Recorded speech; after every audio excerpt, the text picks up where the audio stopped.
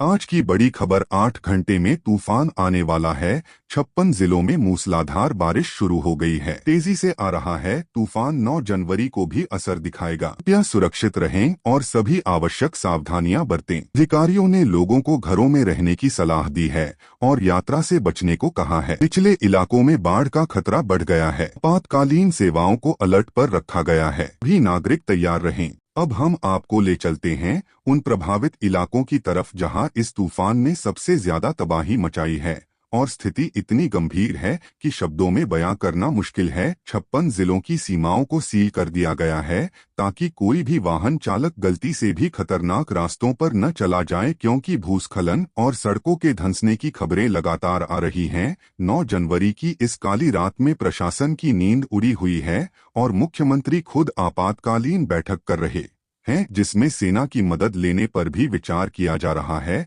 क्योंकि पानी का बहाव इतना तेज। बड़ी बड़ी गाड़ियां खिलौनों की तरह बह रही हैं। लोग अपने घरों की छतों पर शरण लेने को मजबूर हैं और मदद के लिए गुहार लगा रहे हैं। टेलीफोन लाइनें ठप हो चुकी हैं और मोबाइल नेटवर्क भी काम नहीं कर रहे हैं, जिससे अपनों से संपर्क करना नामुमकिन हो गया है। राहत और बचाव कार्य में लगे हेलीकॉप्टरों को भी तेज हवाओं के कारण उड़ान भरने में दिक्कत आ रही है। मौसम विभाग की माने तो अगले 8 घंटों के बाद भी स्थिति सुधरने के संकेत बहुत कम है, क्योंकि एक नया दबाव क्षेत्र बन रहा है जो बारिश की तीव्रता को और बढ़ा सकता है।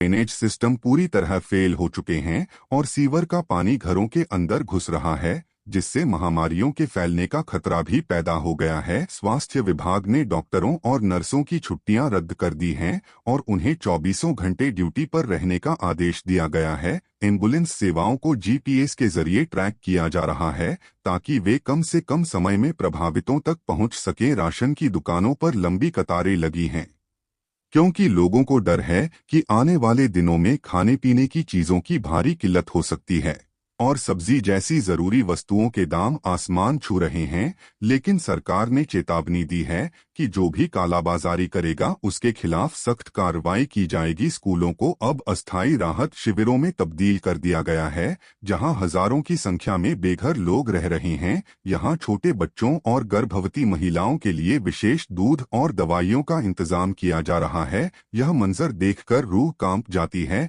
कि कैसे चंद घंटों में खुशहाल बस्तियां मलबे के ढेर में बदल गई हैं। लेकिन इन सब के बीच मानवता की मिसाल भी देखने को मिल रही है। जहां और डराने वाली खबर के साथ हम हाजिर हैं। मौसम विभाग ने अगले 8 घंटों के लिए रेड अलर्ट जारी कर दिया है, क्योंकि एक भयानक तूफान बहुत तेजी से हमारी ओर बढ़ रहा है और इसकी रफ्तार इतनी ज्यादा है कि यह रास्ते में